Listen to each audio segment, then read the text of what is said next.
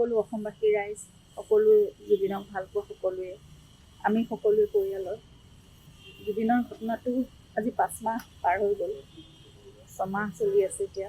আমি সকলোৱে ক্ষিপ্ৰতাৰে গোটেই শুনানিটো হোৱাটো বিচাৰিছিলোঁ, বিচাৰ কাৰ্যটো সম্পন্ন হোৱাটো বিচাৰিছোঁ। গতিকে আমি ফাৰ্ষ্ট ট্ৰেক বিশেষ আদালতখনৰ কথা, য'ত দৈনন্দিন মানে প্ৰতিদিনেই জুবিনৰ কেছটোৰে শুনানি হয়, তেনেকুৱা এখন আদালতৰ বিশেষ আদালতৰ কথা আমি সকলোৱে কৈ আহিছিলোঁ। সমগ্ৰ অসমবাসী ৰাইজ বা সেয়া পৰিয়ালৰ পৰা বা সকলোৱে বিচাৰিছে, আপোনালোক সকলোৱে বিচাৰিছে। আৰু ইমান দিন হৈ যোৱাৰ পিছতো একো এটা উত্তৰ আমি পোৱা নাই। গতিকে আৰম্ভণিৰ পৰা আমি সেয়াই বিচাৰি আছোঁ যে জুবিনৰ লগত আচলতে কি হৈছে সেই কথাখিনি আমি জানিব লাগে, সোনকালে বিচাৰ হ'ব লাগে। আৰু ইতিমধ্যে চৰকাৰে SIT গঠন কৰি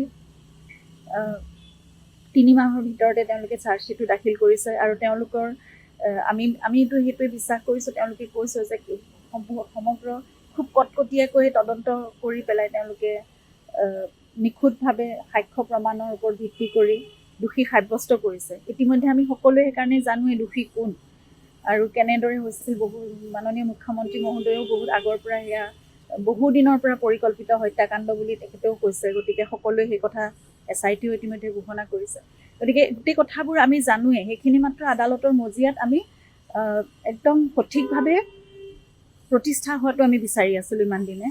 সেইকাৰণে আমি মানে বিশেষ আদালতখনৰ কথা কৈ আছোঁ।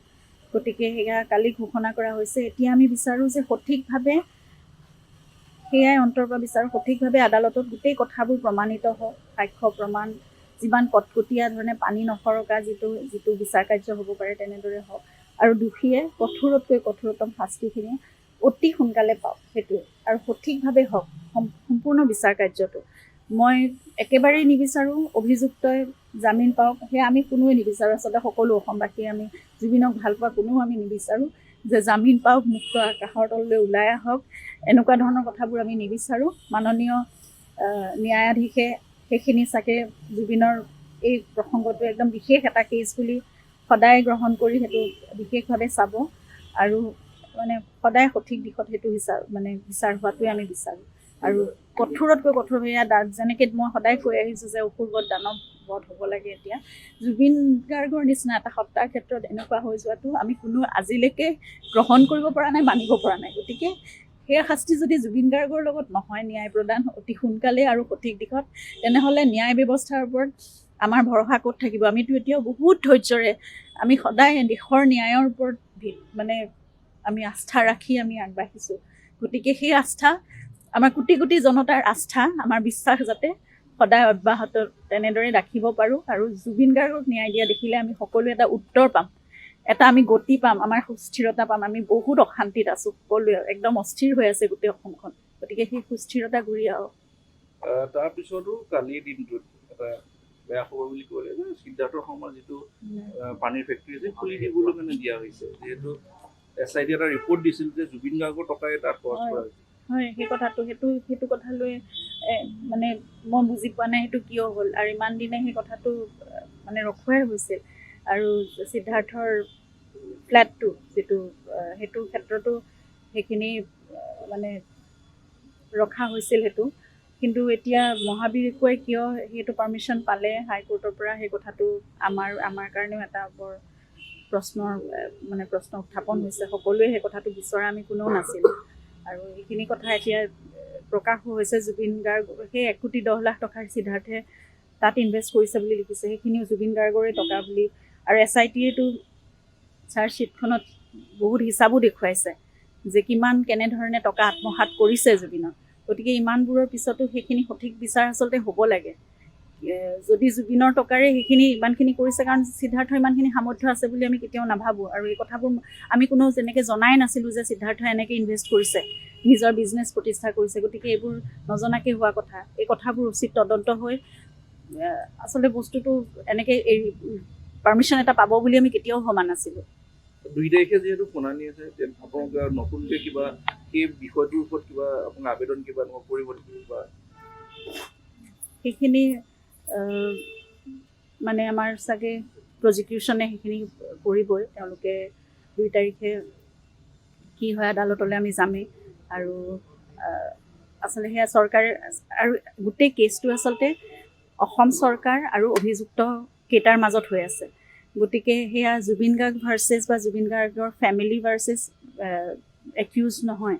গতিকে এইখিনি অসম চৰকাৰৰ মই ভাবোঁ সম্পূৰ্ণ দায়িত্ব, আৰু যি হয় গোটেই প্ৰজিকিউশ্যনটো মানে বেছড হৈ আছে অসম চৰকাৰৰ ওপৰত। গতিকে গভৰ্ণমেণ্ট যিহেতু পাৱাৰত আছে তেওঁলোকৰ ওপৰত, সেইকাৰণে মই ভাবোঁ সেইটো সম্পূৰ্ণ চৰকাৰৰ দায়িত্ব, তেওঁলোকে জুবিন গাৰ্গক সঠিক ন্যায় দিয়াটো। এই কথাবোৰ যিমানখিনি যি হ'ব নালাগে, এই কথাবোৰৰ তেওঁলোকেও নিজৰ আচলতে এটা দায়িত্ব আৰু কৰ্তব্য বুলি, আৰু সেইটো নিজৰ স্বাভিমান বুলি ভাবিও তেওঁলোকে যদি ইয়াত কেনেবাকৈ সিদ্ধাৰ্থ বা সেই একিউজ গোটেইকেইটাই যদি কেনেবাকৈও কিবা এটা সুৰুঙা পায়, তেতিয়াহ'লে গোটেই কিন্তু পৰাজয়টো অসম চৰকাৰৰ, আমাৰ লগতে সমগ্ৰ ৰাইজৰ লগতে সেই অসম চৰকাৰৰ পৰাজয়, কাৰণ কেছটো চলি আছে তেওঁলোকৰ মাজত। গতিকে সেই কথাটোত মই ভাবোঁ তেওঁলোকে সকলো কথা সঠিকভাৱে সিদ্ধান্ত ল'ব আৰু তেওঁলোকে গুৰুত্ব সহকাৰে গ্ৰহণ কৰি আগবাঢ়িব। 2 তাৰিখেও তেনেদৰে এটা ভাল, এতিয়ালৈকে চাৰ্জ ফ্ৰেমিং হোৱা নাই। গতিকে মই ভাবোঁ মাৰ্চ মাহত সেই চাৰ্জ ফ্ৰেমিঙো হৈ পেলাই অকণমান দ্ৰুতগতিত এতিয়া কেছটো আগবাঢ়িব।